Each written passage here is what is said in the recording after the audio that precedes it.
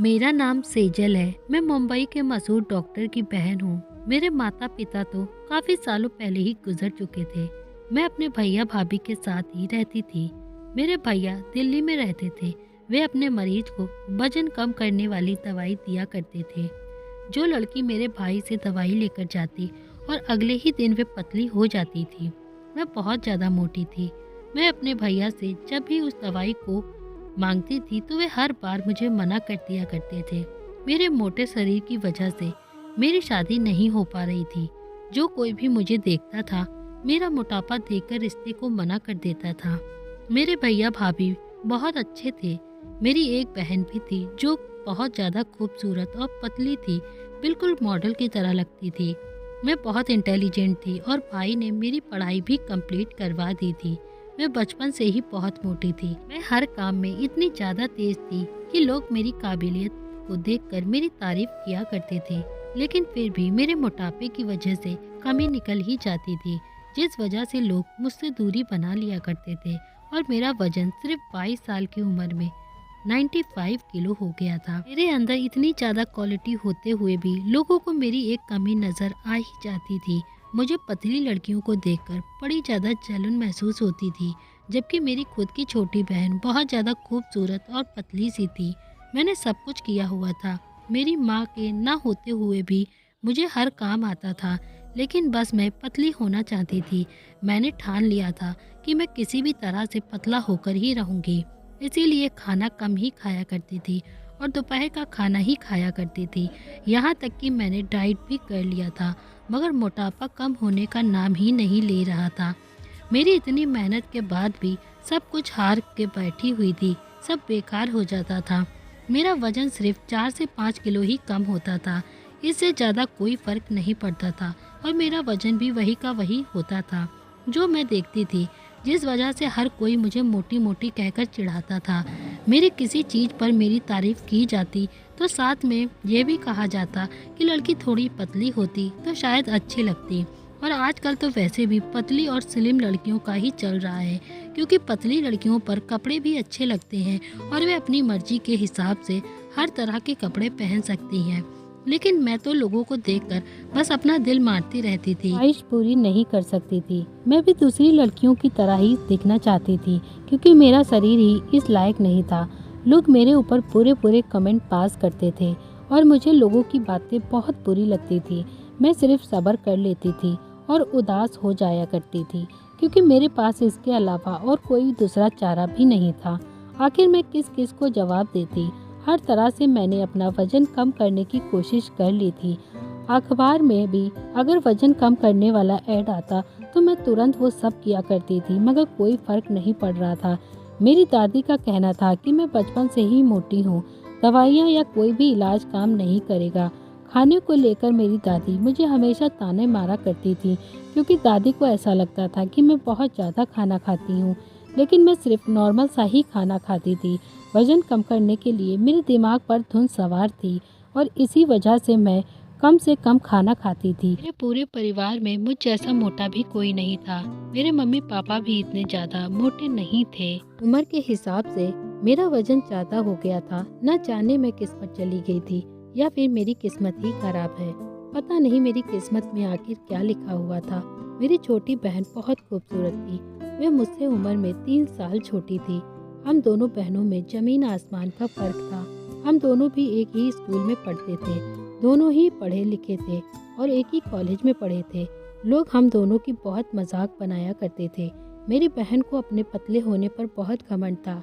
मैंने अपने भैया से बहुत मना किया कि जिस कॉलेज में मेरी बहन का एडमिशन हो उसी कॉलेज में मुझे बिल्कुल भी नहीं करवाना है, क्योंकि मेरी बहन को देखकर लोग मुझ पर कमेंट पास किया करते थे। लेकिन फिर भी भाई ने हम दोनों का एक ही कॉलेज में एडमिशन करवा दिया था। मैं हमेशा अपने आप को तसल्ली देती रहती थी कि एक दिन सब कुछ ठीक हो जाएगा। मेरे भाई मुझसे कम ही बात किया करते थे, मगर मुझे पता था मेरे भाई वजन कम करने की दवा दिया करते थे, जिससे बहुत ज़्यादा जल्दी कम वजन हो जाता था। हर लड़की मेरे भाई की दवा खाकर पतली हो जाती थी, मगर जब भी मैं अपने लिए भैया से दवाई मांगती तो वो मना कर देते थे। कभी भी मुझे वजन कम करने की दवा नहीं देते थे। एक दिन मैंने सोच लिया था कि मैं वो दवा के बारे में मुझे जानना ही है। एक दिन मैंने अपनी भाभी से बात की, भाई से मुझे वो दवा दिला दो। दूसरे दिन मैं भाभी से परमिशन लेकर अपने कॉलेज का कहकर निकल गई थी और उसके बाद मैं अपने फ्रेंड के घर पहुंच गई। वहां जाकर मैंने अपने भेष बदल लिया था। मैंने अपनी फ्रेंड की मम्मी की साड़ी पहन ली थी और चेहरे पर लंबा सा घूंघट करके चली गई थी। कैसे भी करके मुझे वो दवा हासिल करनी ही थी, इसीलिए तो मैंने यह सारा प्लान बनाया था। फिर मैं खुद भैया के पास दवाई लेने के लिए चली गई थी। अपने भैया के क्लिनिक पर गई तो मुझे वहाँ वो पहचान नहीं सके थे। भैया को पता ही नहीं चला और मैंने वह दवाई उनसे खरीद ली थी। दवाई मेरे पास आने के बाद मेरी खुशी का तो ठिकाना ही नहीं रहा था। मुझे तो ऐसा लग रहा था जैसे मैं अभी ही पतली हो रही हूँ। मुझे लग रहा था कि बस अगले ही दिन मैं पतली हो जाऊंगी। दवाई लेकर मैं घर आ गई थी और दवाई को मैंने अपने पर्स में छुपा कर रख दिया था। भैया ने मुझे खाने का तरीका भी बताया था कि यह दवाई किस तरह से खानी है। भैया के मुताबिक तो यह दवाई मुझे दिन में 2 बार खानी थी और यह दवाई खाने के बाद मुझे कुछ और नहीं करना था। यह लगभग 30 दिन का कोर्स था। मैंने इसी तरह किया। 15 दिन तक मैं दोपहर का खाना खा लिया करती थी ताकि मैं पतली हो जाती और अपने सारे सपने पूरे कर पाती। मैंने सोचा था कि जैसे ही मैं पतली हो जाऊंगी तो मैं अपनी सारी फ्रेंड को पार्टी दूंगी।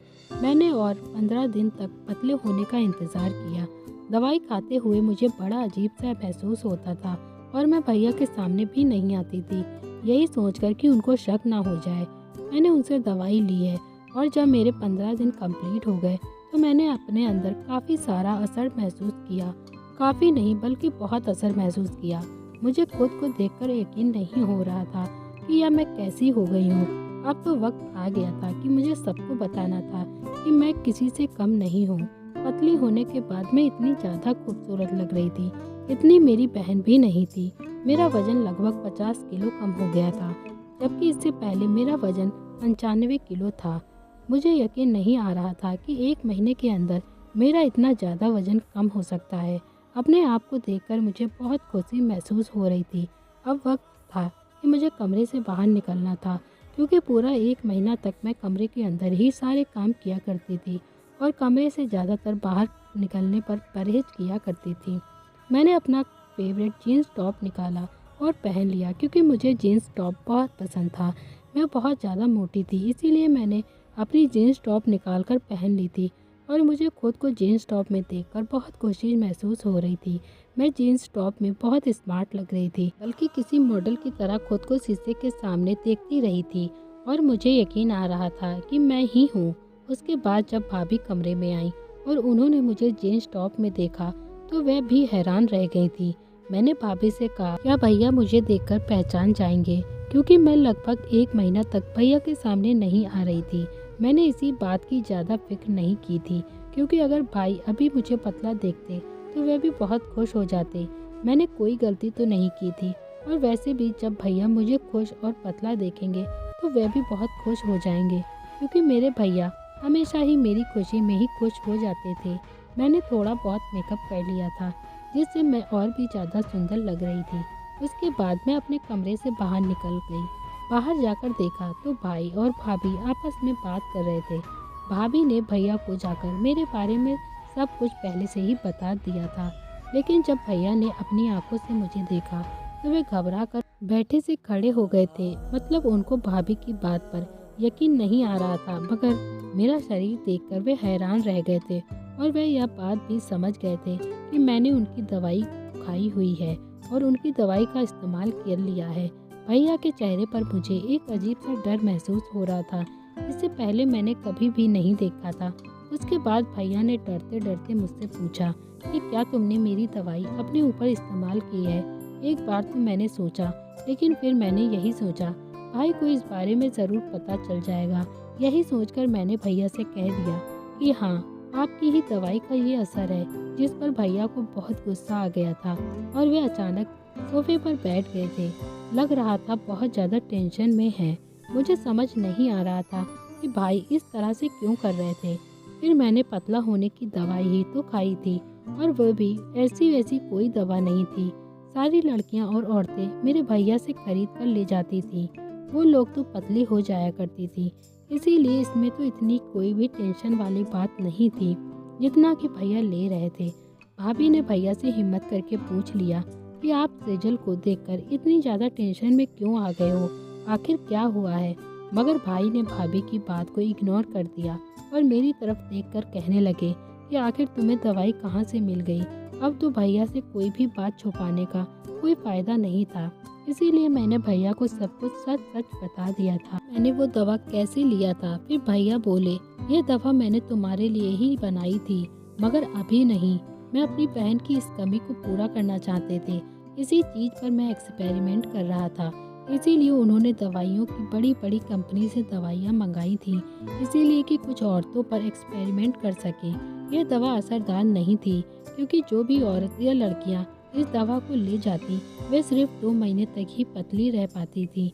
उसके बाद धीरे धीरे उनका वजन वैसा ही हो जाता था। इसीलिए मैंने वो दवा तुम्हें कभी नहीं दिया था और हमेशा मना कर देता था। अब जबकि मैंने खुद ही उस दवाई को खा लिया था तो इसका असर क्या होगा भैया नहीं जानते थे। इस सिलसिले में भाई अपने उसी सीनियर डॉक्टर के पास गए, इसीलिए भैया बहुत परेशान हो गए थे। और अगर भैया अपने सीनियर डॉक्टर से नहीं मिले तो फिर ना जाने क्या होगा। भैया से एक बहुत बड़ी गलती हो गई थी, जिसका भैया को भी अच्छे से अंदाज़ा था कि उनको अपना एक्सपेरिमेंट दूसरों पर नहीं आजमाना चाहिए था। जब हम किसी के लिए गड्ढा खोदते हैं तो एक ना एक दिन उसी गड्ढे में गिरना होता है, और ऐसे ही कुछ मेरे साथ भी हुआ था। मगर अब इलाज के बारे में किसी को कुछ भी नहीं पता था। 2-3 दिन इसी तरह से गुजर गए थे। भैया अपने सीनियर डॉक्टर को फ़ोन लगाने की बहुत कोशिश कर रहे थे, लेकिन उनका फ़ोन स्विच ऑफ जा रहा था। फ़ोन से किसी को भी कोई कांटेक्ट नहीं हो पा रहा था। इस प्रॉब्लम का कोई भी हल निकल सके।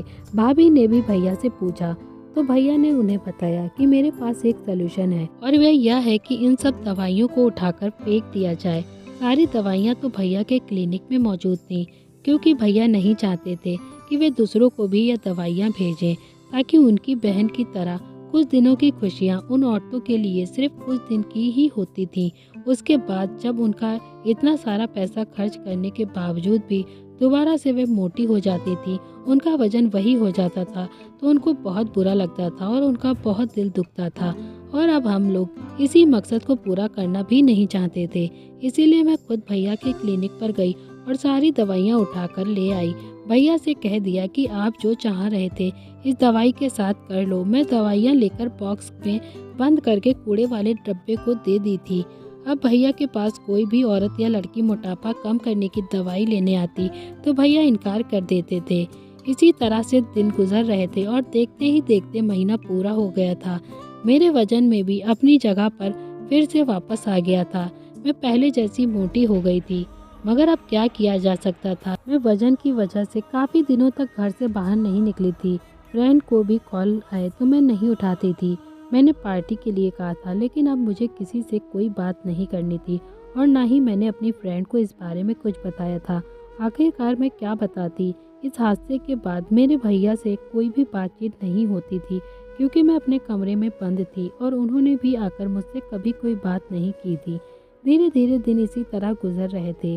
भैया को लगता था कि मैं शायद उनसे नाराज़ हूँ, इसीलिए उन्होंने अपनी बात करना शुरू किया। वे कहने लगे कि सेजल, मैंने तुम्हारे साथ जैसा भी किया है उसके लिए मुझे माफ़ कर दो, लेकिन मेरा मतलब यह नहीं था कि मैं तुम्हें नुकसान पहुंचा सकूं। भैया तो बस मेरी खुशी के खातिर सब कुछ कर रहे थे, इसीलिए उन्होंने ऐसा कदम उठाया था। इस बात को अच्छी तरह से जानते थे कि यह सारे काम गलत हैं, लेकिन उन्होंने मेरी खुशी के लिए यह सब किया था। मेरा मोटापा कम करने की हर तरह से कोशिश की थी। भैया ने कहा कि मैं मानता हूँ कि मैंने गलत चीज़ का सहारा लिया, मुझे ऐसा नहीं करना चाहिए था। मेरे सामने बहुत शर्मिंदा हो रहे थे।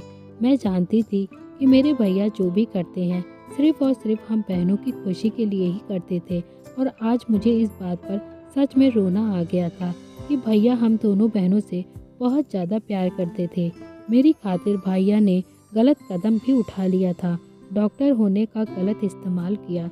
इस सब में अगर कोई गलत था तो वह भैया नहीं बल्कि मैं थी। मैंने अपने मोटापे को हर तरह से ख़त्म करने की कोशिश की थी, जबकि मेरा पतला होना नामुमकिन था। इंसान अपने अंदर कोई ना कोई कमी लेकर ही आता है। शायद मेरी कमी मेरा मोटापा ही था। मैं अपने मोटापे को ख़त्म करना चाहती थी और मैंने अपने आप स्लिम और स्मार्ट बनाने के चक्कर में और अपनी एक कमी को दूर करने के लिए उस दवाइयों का इस्तेमाल किया था जिसने मुझे बिल्कुल परफेक्ट बना दिया था। और यही मेरी सबसे बड़ी गलती थी। मेरा मोटापा मेरे अंदर कोई कमी नहीं थी, बल्कि मेरी सोच ही मेरे लिए बहुत बड़ी कमी साबित हुई थी।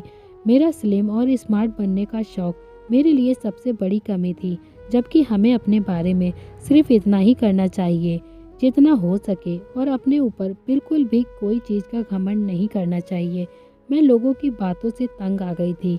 दवाइयाँ खाना मेरे लिए एक मजबूरी बन गया था, मगर देर से ही सही मुझे यह बात समझ आ गई थी।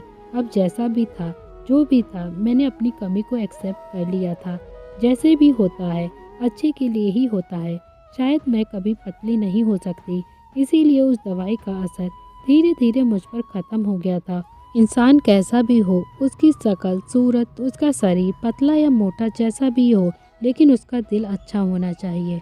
और आज मुझे यह अच्छे तरीके से समझ आ गई थी, क्योंकि अब तक मैं बहुत ही गलत काम के पीछे पड़ी हुई थी, जिसका ठीक होना बिल्कुल भी नामुमकिन था।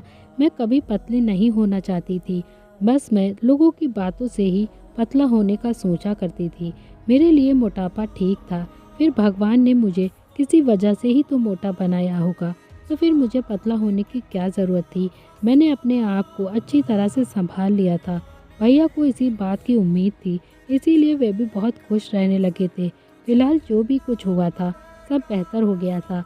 आज मैं अपने भैया भाभी के साथ बहुत खुश रहती हूँ। मुझे कोई भी दिक्कत नहीं है अपने मोटापे से। तो दोस्तों, मैं उम्मीद करती हूँ आपको हमारी कहानी पसंद आई होगी, और अगर कहानी पसंद आई है तो वीडियो को लाइक करें और चैनल पे नए हैं तो चैनल को सब्सक्राइब करें।